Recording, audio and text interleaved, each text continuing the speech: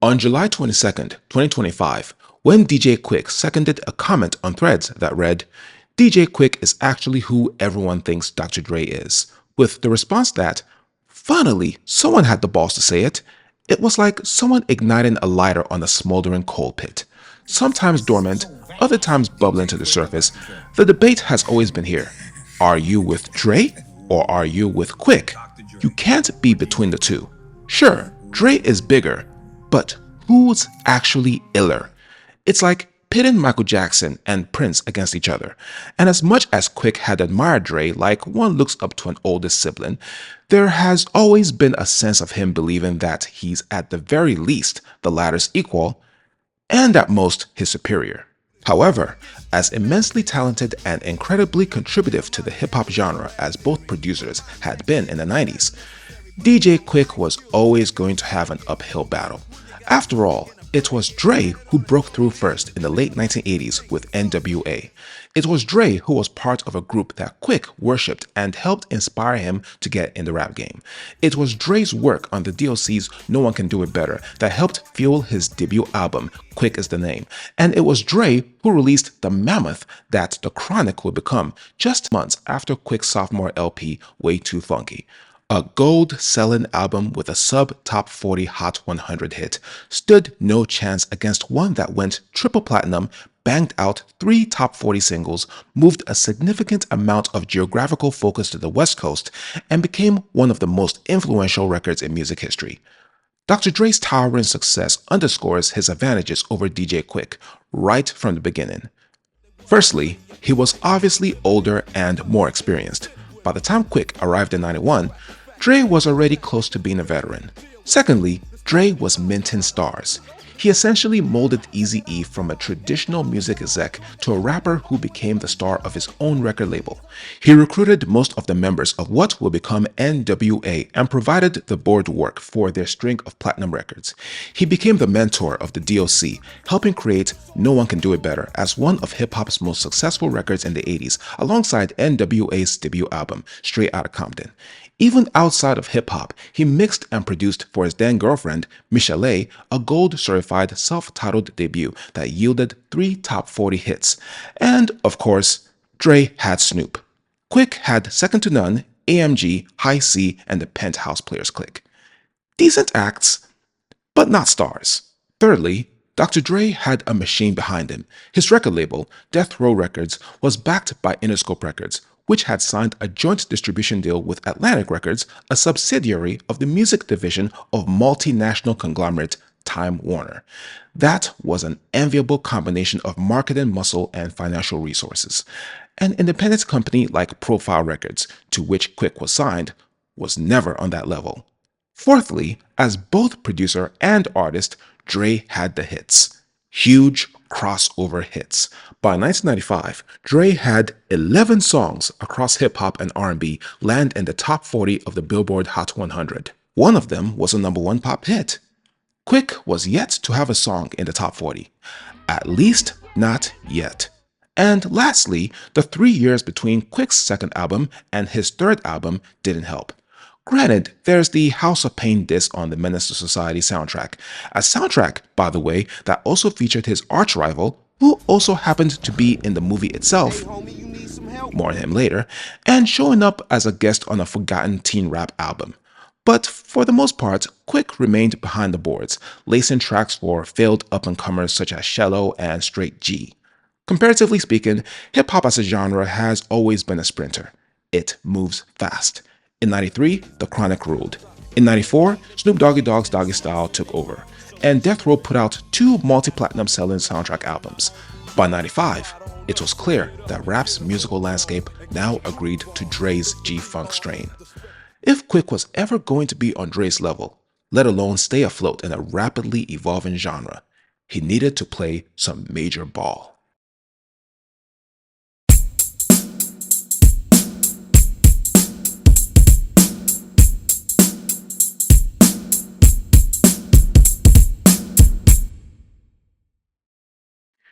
Even in a perfect world, DJ Quik wouldn't have fit in as a death row inmate. Two alpha producers from Compton on the same label wouldn't have worked. It's already been stated that Priority Records passed on Quik because they deemed him too similar to Dre and NWA. Plus, Quik, never quite the kind of person who embraced the excesses of gangster rap, wouldn't have been down with the in-house shenanigans going on there. That would deter any producer fully dedicated to their craft with Zen-like discipline. After all, Dre did eventually jump ship. But DJ Quik did have an association with Death Row label head Suge Knight. The former had been signed to the latter's artist management company since 1989, before he even had a record deal, and now that Quik was a star himself, Suge could integrate him with his world even though he remained in his. Quik produced a handful of tracks for a pair of soundtrack albums that Death Row released in 1994. One for Above the Rim, a strip ball film that included future Death Row signee Tupac, and the other for the 18-minute short film named after one of Snoop Doggy Dogg's Doggy Style singles, Murder Was the Case. It was the Murder Was the Case soundtrack, though, where Quik contributed a track in which he both rapped and produced. And for good reason. By October 1994, when the soundtrack was released, DJ Quik had a queue of disses waiting for him. In fact, MC Eiht had a third installment of his Death Wish series, Death Wish 3, which made it on what was billed as his first solo album, We Come Strapped, released 3 months earlier. This time, Quik's response was not going to be buckshots scattered across 2 tracks on an album. This time, it was going to be a more direct, fully dedicated missile. Dollars and Cents belies its house party vibe of cowbell-strewn mid-tempo funk with jabs of deadly purpose. In a world where street credibility is everything, and it's blood versus crip, Quik pulls no punches. He questions the strength of Eiht's set affiliation, "'Cause all the way around, I get respect, and you that can't even get no props in your set. Drag New Park, you say, huh?" and claims that Eiht avoids confronting him face to face, even if Quik, aware of how real deadly beef can get, is only trying to squash theirs, using 2 specific incidents to buttress his premise. Tell me why you seem so tame when I caught you at the airport shaking like a crap game. You look up and you see my coming, and you look like your ass was about to start running. You was in the shadow of death with 2 tramp 5.7s pointed at your chest. What you gonna do? Where was that kill at? You ain't got no killer, so kill that. It's right before Quik gets into the second incident that he lands the couplet that everybody remembers, summing up what he thinks of Eiht's street image by mocking his very own stage name. EIHT. Now should I continue? Yeah, you left out the G cause the G ain't in you. Ironically, even though Quik claims he wanted to squash everything, since it had obviously become more than a battle on wax, and beef can turn deadly in an instant, which is almost what happened with the second described incident, he might have ended up squashing it anyway with Dollars and Cents. There was really no coming back from a gangster rapper being reduced to coming off as a wuss, especially considering that the aggressor was backed by some pretty impressive forces. Plus, when comparing resumes, Eiht lagged in terms of sales or popularity, a fact that Quik was quick to embellish in the first verse.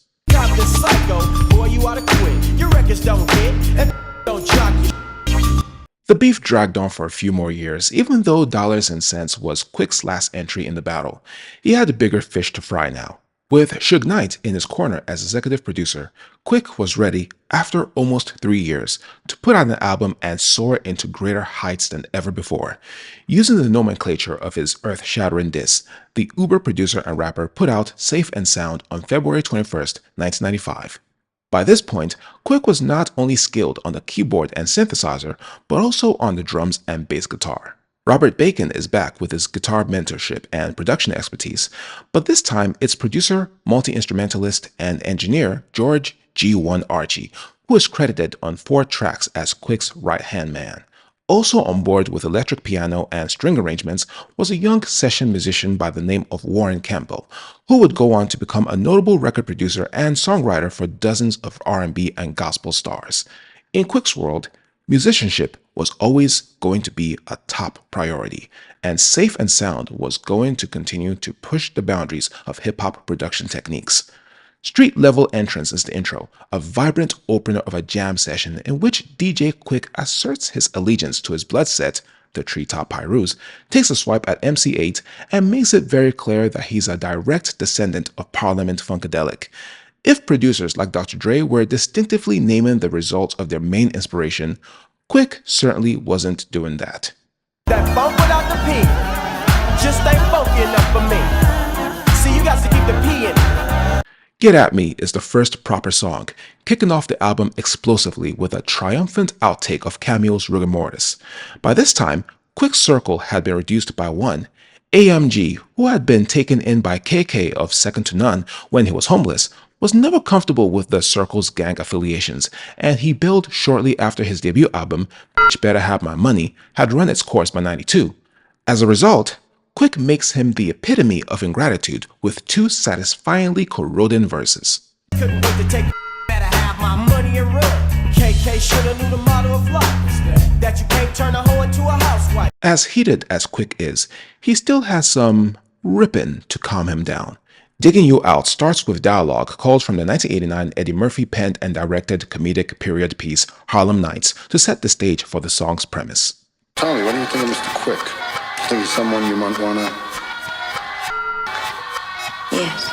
No longer the juvenile sounding youngster in Way Too Funky, Quik sounds more experienced in the ways of the bedroom, impressing as much with his use of metaphors as his description of his skills. More impressive, though, is the production, which is primarily an interpolation of George McRae's I Get Lifted. Apparently, that record had been popular over the past 2 years. Dr. Dre had used the record for Snoop Doggy Dogg's Gin and Juice single in '93, and Eric Sermon had used it for the Get Lifted single for Keith Murray's debut album in '94. Quik does his best in having his interpretation stand out by incorporating a flute-driven bridge between the second and third verses, as well as electric piano playing and a brief change of bass chord progression for about 45 seconds after the man in charge is done, well, digging. So go and unbutton your blouse, cause I gotta let you know that DJ Quik is in the motherfucking house. Then it's the album's title track, which ended up being the first single and is the story of his hard scrabble life before the wealth and fame. Flipping welfare checks into drug dealing profits, struggling with homelessness, and watching friends sink deeper into the belly of the ghetto. Ultimately, the Safe and Sound track extols the inanimate nature and straightforwardness of money. It gets the job done by providing your wants and needs. No more, no less. Safe and Sound's beat beautifully glides and gurgles with an interpolation of Strawberry Letter 23 by the Brothers Johnson, a talk box rendition of a riff from Prince's I Wanna Be a Lover, and, being the Richard Pryor fan Quik is, a snippet of the comedic legend's voice from the aforementioned Harlem Nights. The movie sample helps underscore Quik's unique approach to gangster rap. Laid back, fun-seeking, and only confrontational when he absolutely needs to be. Quik, you're not a gangster. We're not. Something for the Mood is Safe and Sound's aftermath and companion piece, chronicling Quik's everyday life now that he's rich and famous. The funky beat has a bit more energy, and Charles Chaz Green, first appearing on Digging You Out, is back with his flute throughout the song. The sunny enchantment is further enhanced with the presence of a gooey chorus. Quik moves on from the breezy grooves and delves further into matters of the fairer sex. Don't You Eat It is an amusing horror-style prelude to the dangers of cunnilingus.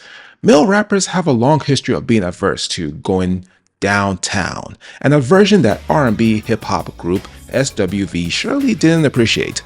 Well, a double-A side to the wildly popular Right Here remix wasn't going to deter Quik. He grabs the melody of One Way's Don't Fight the Feeling, a hook helmed from talkbox vocals, and a sample from an electro concept group to cook up an 80s-style synth-pop number. Part humorous, part pro-sex protection, Can I Eat It just might be the greatest anti-coochie eating song in rap history. Call him Dr. David Blake. Condoms are hard to find, and even if protected, you can still catch the high by doing a nosedive. It's Your Fantasy is a follow-up that comes off as more R&B than its predecessors. Credit that to its slower pace, sultry guitars moved to the forefront, and the moans and groans of a female vocalist. This time, it's DJ Quik not having sex, but him making love, and at this point in his life and career, he does it very well. The R&B sheen is extended to The Hoe and You, which features the return of Sexy Leroy and the Chocolate Love Lights. What was a little more than a glorified skit and way too funky has graduated into a fully fleshed doo-wop and rap hybrid being performed in some smoky lounge in Compton named Club Hub City with a bevy of babes in attendance. Quik, High C, and Gangsta D of Second to None, always primed to kick sexually explicit lyrics, show up with the Love Lights as background vocalist delivering the hilarious chorus, and trust High C to have less restrictions in the bedroom than his buddies. Stick my middle finger up in the coochie, then take my tongue and lick around your booty. Ah, come on, Crawford. Turns out that Sexy Leroy and the Chocolate Love Lights was a fictional parody group that involved Quik and his longtime buddies Second to None. Despite delivering one of the better songs in Safe and Sound, the group would never make another appearance on a Quik album. It really should have been their third appearance. They show up on the Second to None album that should have come out in '94, and that track didn't appear until 1999 on their second album. Regardless of the fate of the Love Lights, they constitute the expanding expertise and multifaceted creativity of DJ Quik. The aforementioned and previously discussed Dollars and Cents is a diss masterclass, slowly dissecting an adversary with a skill that's tantamount to slaughtering a foe with a cheerful disposition. The torment continues with Let You Have It, which thumps with guitar plucks, buzzing synths, sharp strings, and vinyl scratches. True to the song title, DJ Quik's barbs are denser with a two-verse construction, his mention of the misunderstanding between him and Eiht more of an expressed dismissal than an attempt to broker peace. Coming up with the quickness, now you know who this is. Down in the throats of the Compton's most. Done with dispatching MC Eiht and his crew, Compton's Most Wanted, DJ Quik glides into the summer breeze, his interpretation of Jermaine Jackson's You Like Me, Don't You? With additional reminiscence of his troubled past juxtaposed with the enjoyment of summer activities, Summer Breeze enthrallingly belies the darkness of death and loss with its light-hearted funk groove. Following right after it is Quik's Groove 3, the third entry in Quik's studio album instrumental series. By this time, Quik's Groove had become the staple of the rapper-producer's albums, serving the dual purpose of exhibiting his musicianship and a respite from the beats and rhymes. Quik's Groove 3 picks up from where its immediate predecessor left off, deepening Quik's flute-driven jazz-funk leanings, adding piano, miking the drums, and refining the instrumentation with a looser live performance feel. The result is the song being the best entry in the series up to that point in Quik's career. The final quarter of Safe and Sound is mainly for the homeboys. DJ Quik appeals to Playa Ham of the Penthouse Players Clique to repeat the freestyle he had delivered to him during an earlier phone conversation. Sucker Free is just a one-verse, 2-minute exhibition over a punchy funk beat, but it narrowly escapes the filler label because of Quik's admirable benevolence, a trait that would extend to the next track, Keep the P in It. Playa Ham joins mainstays like Second to None and High C, in addition to other guest rappers such as Cam, who employed Quik's services for the album he would drop a few weeks after Safe and Sound. Piano keys, bass and synth lines, and drums are out in full force with a funk jam live performance that includes a snippet of Parliament's Color Me Funky. Hey, you gotta keep the P in it, right? And the P-Funk continues with Hooray for the Funk, which, based on the street-level entrance instrumental, doubles as the album's reprise and outro. But it's not quite over. Tanqueray shows up as the hidden track, built on the funk melody of Brass Construction's Get Up to Get Down, a hook from Rick James's Bustin' Out on Funk, and the reverse drums of George Clinton's Atomic Dog. Inconsequential? Maybe. But as a spiritual descendant of Quik's most successful single, Tonight, Tanqueray is a celebration of the titular smooth double-filtered alcohol, Southern California with its sunny vibes and bouncy soundtracks, and the funk that helped make the West Coast a national powerhouse within hip-hop.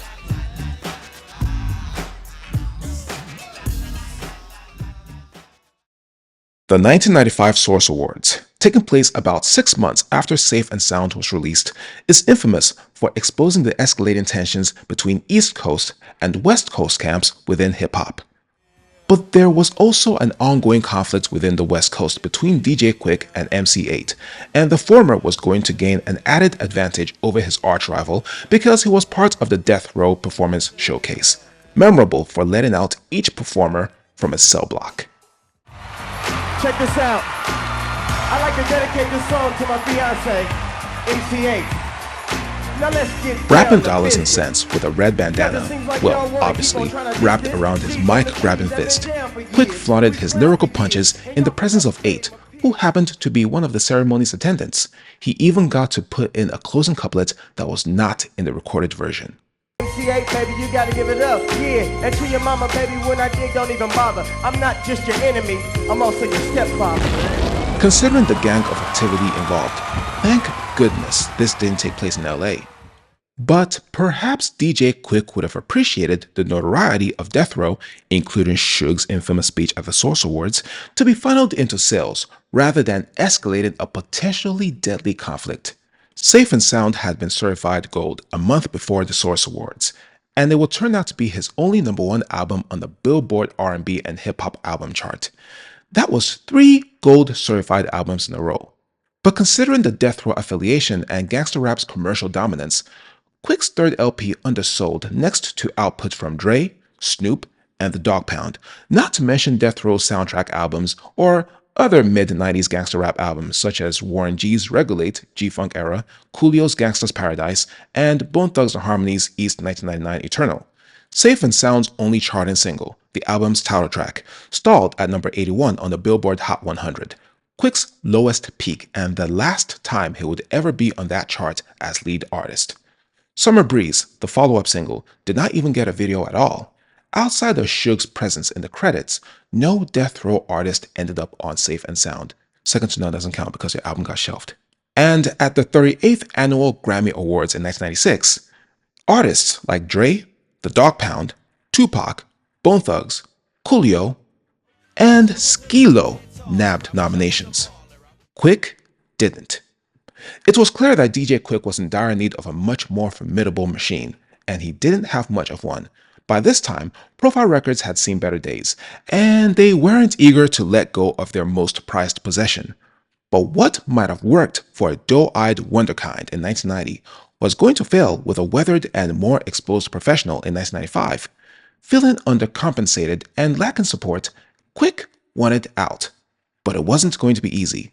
Under threat of legal action, coupled with people simply not willing to give him his just due, Quik ended up ghost producing or failing to get credit for multiple tracks in the mid-90s. One notable example, using his birth name for one of the tracks on Tupac's All Eyes on Me album, complete with Richard Pryor samples, of course. Dr. Dre continued his march into production immortality, closing out his Death Row tenure by being credited for the chart-topping, Tupac-leading, Grammy-nominated #1 smash California Love. Notably, for a guy who never featured the talk box in his work prior to Quik's Safe and Sound, Dre brought in one of the guys who had popularized the use of the device in the first place, Roger Troutman. As for Quik, when the golden era of gangster rap ended with the twin deaths of Tupac and the Notorious B.I.G., his window for gaining any comparative mainstream and industry acceptance closed for good. And as the decades passed, he would, understandably, occasionally express his bitterness over the greater heights he could have soared, whether he wanted to admit it or not. I'm that guy. I'm the shit. I'm one of the best to ever do it. I agree. Prince loved me. Give a Mike loved me. Janet loves me. You know what I'm saying? Dre with me. They know what it is. I'm that guy. Yeah. And I'm tired of motherfuckers calling me underrated. I'll you up. It's like this. Yeah. I did what I came here to do. What I did has been done, and what I haven't done is gonna get did. Right now, it ain't the time to be with me.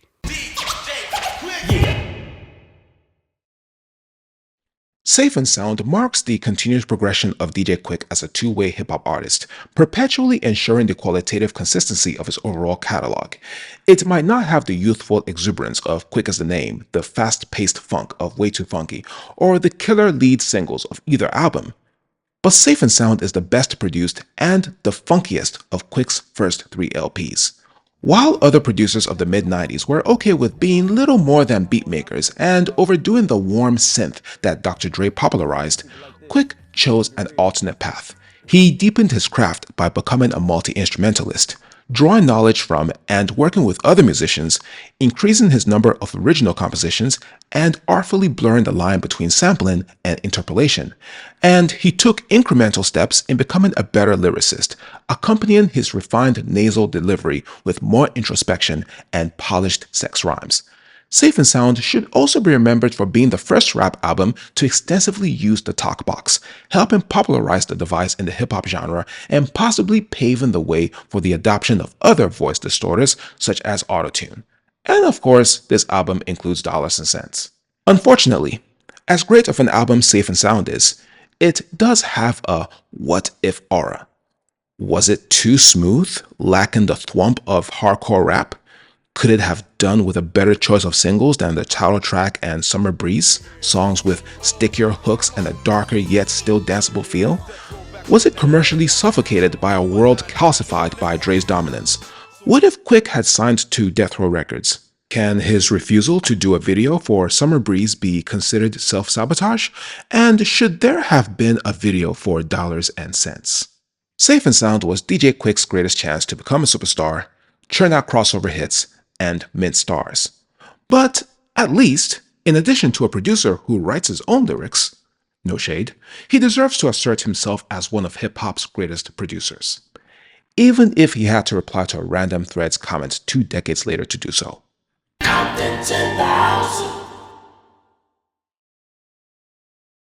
Thanks for watching. For those new here, welcome to Rap Perspective. For the Rappleheads, I greatly appreciate your support. Don't forget to like, comment on, and share this video, and make sure you subscribe to the channel. And I encourage everyone to watch, like, comment on, and share other videos on here. See you in the next video.